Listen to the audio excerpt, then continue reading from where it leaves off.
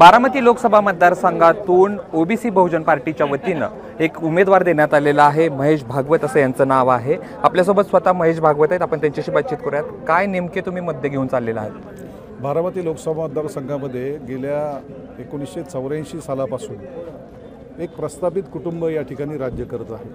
परंतु आपण जर पाहिलं तर बारामती लोकसभा मतदारसंघामध्ये इंदापूर असेल, दौंड असेल, पुरंदर असेल आणि अगदी साक्षात बारामती असेल, या सर्व परिसरामध्ये आज जर आपण फिरला तर नक्कीच पाण्याचा प्रश्न इतका गंभीर त्या ठिकाणी झालेला आहे।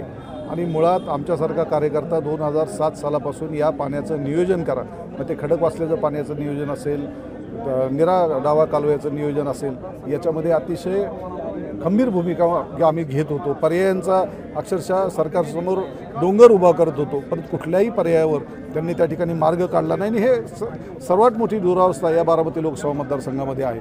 मुळशीचा पाण्याचा प्रश्न घेऊन आम्ही त्या ठिकाणी भांडलो। खडकवासल्याचं पाणी बंद पाईपलाईननी शेतकऱ्याच्या शेतामध्ये थेट बांधावर कशा पद्धतीने देता येईल याचाही प्रस्ताव आम्ही त्या ठिकाणी दिला होता। गेली 14-15 वर्ष 2 वेळा उपोषण आम्ही त्यासाठी केलं। सुप्याचं उपोषण असेल किंवा दौंडचं उपोषण असेल, खरं तर शासनाचे डोळे उघडायला हवे होते, परंतु दुर्दैवाने तसं झालं नाही। आणि दर 3 वर्षांनी या बारामती लोकसभा मतदारसंघाला प्रचंड अशा पाणी टंचाईला आणि दुष्काळाला सामोरं जावं लागतं। आणि हे सपशेल अपयश गेल्या 35-40 वर्षामध्ये जी कुटुंब इथं सत्ता गाजवतं, खरं तर त्यांचा हा तुम्ही सांगितले ते साधारणतः विधानसभेचे किंवा आमदाराचे आहेत ते प्रश्न आहेत। मुळात तुम्ही जो उद्देश काय आहे तुमचा या निवडणुकीच्या माध्यमातून उभारायचा, कारण तुम्ही ज्या अडीअडचणी सांगतायत बारामती लोकसभा मतदारसंघाच्या, दौंडच्या असेल किंवा बहुसंख्य कामही विधानसभेत करण्याची, सगळं मान्य आहे, परंतु आता सर्व निवडणुका ह्या स्थानिक प्रश्नावर लढल्या जातात। जर जनतेच्या मूलभूत प्रश्नांकडेच लक्ष दिलं गेलं नाही तर उगाच आंतरराष्ट्रीय गप्पा मारण्यात काही अर्थ नाही। लोकांना खायलाच पोटाला काय नाही आणि तुम्ही अमेरिकेत काय चाललंय आणि ब्रिटनचं काय चाललंय हे बघण्यात काही फारसा पॉईंट नाही। या संसदेनं अनेक कायदे करण्यासाठी जे काय संसद मंडळ त्या ठिकाणी निर्माण केलेलं आहे, त्या संसदेत कायदे जरूर झाले पाहिजेत, सर्वसामान्यांच्या हिताचे झाले पाहिजे, त्यासाठी संसद सदस्य म्हणून आम्ही जरूर कार्यरत राहू। परंतु जनतेचे मूलभूत प्रश्न सुटले नाही, त्याच्या पोटाचा प्रश्न सुटला नाही, त्याच्या शेतीमालाचा प्रश्न सुटला नाही। आज दुधाला 23 ते 24 रुपये भाव मिळतो, 40 रुपयावरून तो खाली आलेला आहे। ऊसाचा दर 2324 रुपये 12 वर्षापूर्वी होता, आज तो 3000 रुपयापर्यंत गेला आहे। अनेक डेव्हलपमेंट साखर उद्योगामध्ये त्या ठिकाणी झालेले आहेत, पण ऊसाचे दर त्या ठिकाणी वाढलेले नाहीत। मग हे प्रश्न सर्वसामान्यांची घेऊन कोणीतरी भांडलं पाहिजे ना। शेवटी ही सत्ता मिळवायची आणि त्या सत्तेतून या प्रश्नांकडे सर्वसामान्यांच्याकडे दुर्लक्ष करायचं आणि कुठली सत्ता त्यांच्याकडे नाही, विधानसभेची नाही। गेले 5 वेळा उपमुख्यमंत्रीपद त्यांच्या कुटुंबामध्ये आहे, 4 वेळा मुख्यमंत्रीपद त्यांच्या कुटुंबामध्ये आहे, 2-2 आमदार आहेत, 2-2 खासदार आहेत। मग प्रश्न का सुटत नाहीत? जर प्रश्न सोडवायची मानसिकता असेल तर हे प्रश्न सुटलेच पाहिजेत, भले तो सर्वसामान्याच्या कुटुंबाचा घटक असलेल्या कुठल्याही प्रश्नाच्या बाबतीमध्ये खासदार असो, आमदार असो, ग्रामपंचायत सदस्य असो, त्याला प्राधान्य दिलंच पाहिजे। सुप्रिया सुळे निवडणुकीच्या रिंगणात उतरलेल्या आहेत। त्यांचे 3 टर्म पूर्ण, त्या 4थ्या टर्मसाठी त्या उमेदवारी मागतायत आणि त्यांना उमेदवारी देखील घोषित झालेल्या आहेत। सुनेत्रा पवार पहिल्यांदाच लढणार आहेत। तुम्ही जे मुद्दे सांगतायत तेच मुद्दे आहेत ते सांगतायत, कसं बघताय? दुर्दैवानं खरं तर हे हास्यास्पद आहे। आपण कुटुंब म्हणून गेली 35-40 वर्ष एकत्रित राहिलेला आहात, एकत्रित मतं मागितलेली आहेत आणि एकत्रित तुम्ही मतदान मागून नेते म्हणून तिथं कामही केलेलं आहे। मग असं असताना केवळ आता कुठली तरी सत्ता आपल्याला मिळावी म्हणून तुम्ही जाऊन जर अशा पद्धतीने एकमेकावर टीका करत असाल तर माझं असं मत आहे, गेले 35-40 वर्ष तुम्ही मतदारांची चक्क फसवणूक केलेली आहे। म्हणजे परवाचं एक स्टेटमेंट मला आठवलं की या बारामती लोकसभा मतदारसंघातले खासदार माझ्या पसंतीचे नाही आहेत। आता पसंती नापसंती हे ठरवण्याचा कोणाला व्यक्तीला अधिकार नाही, ते पदसिद्ध काही अधिकारी असतील म्हणून त्यांनाही नाही। लोकशाहीने लोकशाहीच्या मंदिरामध्ये मतपेटीच्या धोरणातून किंवा मतपेटीद्वारे हा इथला सदस्य, इथला प्रतिनिधी हा निवडला जातो।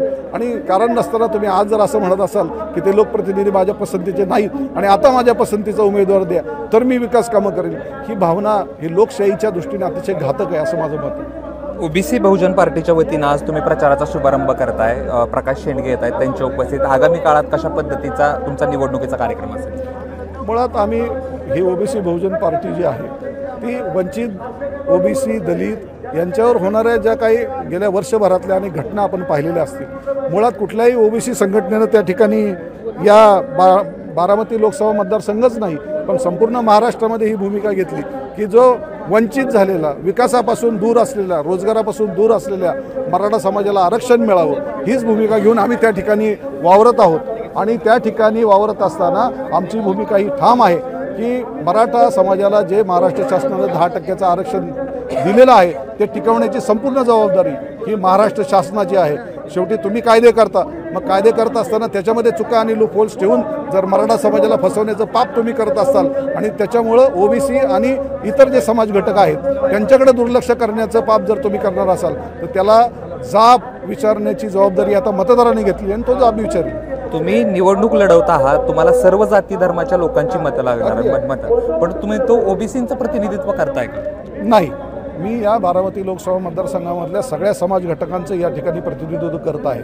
मराठा समाजाला जे आरक्षण दिलेले आहे ते टिकवण्याची सुद्धा जबाबदारी आमच्यावर आहे, त्याचबरोबर ओबीसींना घटनेनं दिलेले जे संरक्षण आहे ते टिकवण्याची सुद्धा आम्हाला जबाबदारी आहे। शेवटी मध्यम मार्ग याच्यामध्ये काढावा लागतो, परंतु गेली 50 वर्ष या महाराष्ट्राचं राजकारण करणारी मंडळी यामध्ये दुर्लक्ष करून या समाजाला मध्ये सामाजिक दुरी कशी निर्माण होईल, सामाजिक दुरी कशी निर्माण होईल या दृष्टीनं प्रयत्नशील दिसले।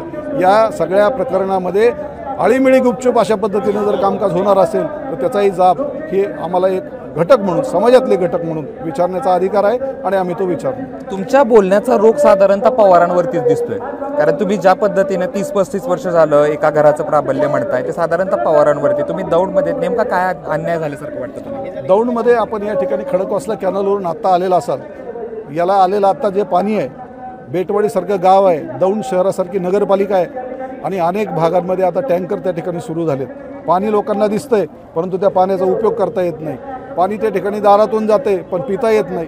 ही दुरावस्था का निर्माण झाली याचा प्रश्न विचारायची मूळ जबाबदारी तरी कोणाच तरी आहे ना। कुणीतरी निवडणूक लढवली पाहिजे, कुणीतरी निवडणूक लढवून हे प्रश्न जनतेसमोर नेले पाहिजेत आणि म्हणून ही निवडणूक लढवतात। निवडणूक म्हटलं की मताचं कॅल्क्युलेशन असेल, अर्थात तुम्ही ज्या अर्थी लढायला तयार झालेला त्या अर्थी मताचं कॅल्क्युलेशन तुम्ही केलंच असेल। कशा पद्धतीनं पुढचं आगामी काळात तुमचं मताचं कॅल्क्युलेशन असणार? मुळात बारामती लोकसभा मतदारसंघामध्ये गेल्या 2 निवडणुका हे 45 ते 40% आसपास विरोध हा प्रस्थापित उमेदवारांना झालेला आहे, म्हणजे फार तर एक 10% फरक त्या ठिकाणी राहिलेला आहे। आजपर्यंत सर्व समाज घटकांनी त्यांना मतदान करून या बारामती लोकसभा मतदारसंघाचं प्रतिनिधित्व दिलेलं आहे, पण हे जे प्रश्न आज उफाळून जे आलेले आहेत लोकांची, सर्वसामान्य जनतेची मुळात मुद्दाच तो आहे की आम्ही तुम्हाला मतं दिली, आम्ही तुम्हाला सत्ता दिली, महाराष्ट्राची दिली, देशाची दिली, देशाचं राजकारण तुम्ही या ठिकाणी करत होता, पण प्रश्न सोडवायला मात्र तुम्ही कमी पडत आहात।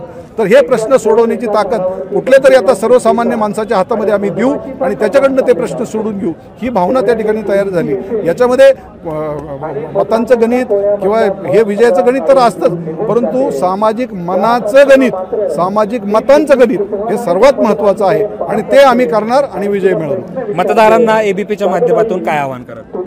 मी नम्रपणे एकच आवाहन करेन की या बारामती लोकसभा मतदारसंघामध्ये कुठल्याही दडपशाहीला किंवा सामोपचाराला आपण त्या ठिकाणी थारा न देता एक सक्षमपणे मतदान करा आणि मला खात्रीनं त्यांना या ठिकाणी आश्वस्त करायचं आहे की आपण जो लोकप्रतिनिधी या ठिकाणी निवडून देणार आहात तो एक सुशिक्षित, सर्व समाज घटकांना बरोबर घेऊन जाणारा, क्रीडा क्षेत्र असेल, उद्योग असेल, व्यवसाय असेल, रोजगार असेल, यामध्ये काम करणारा हा एक सर्वसामान्य कार्यकर्ता आहे आणि त्याच्यावर जर विसंबून तुम्ही उद्याचं मतदान केलं तर तुमच्या विश्वासाला कुठेही तडा जाऊ देणार नाही, ही भावना मी या ठिकाणी निश्चित व्यक्त करतो। खूप खूप धन्यवाद। तरी होते महेश भागवत जे ओबीसी बहुजन मोर्चाचे, बहुजन पार्टीचे आहेत, ते उमेदवार असणार आहेत आणि याचा प्रचाराचा शुभारंभ आजपासून होणार आहे आणि त्यांनी जे सांगितलं आहे की मतदारसंघाचा विकास, मतदारसंघाला पुढे घेऊन जायचे, सर्वसामान्य लोकांना केंद्रबिंदू ठेवून पुढचा विकास करणार असल्याचं महेश भागवत म्हणतात। कॅमेरा पर्सन धीरज सह जयदीप भगत, एबीपी माझा, दौंड। एबीपी माझा, उघडा डोळे बघा नीट।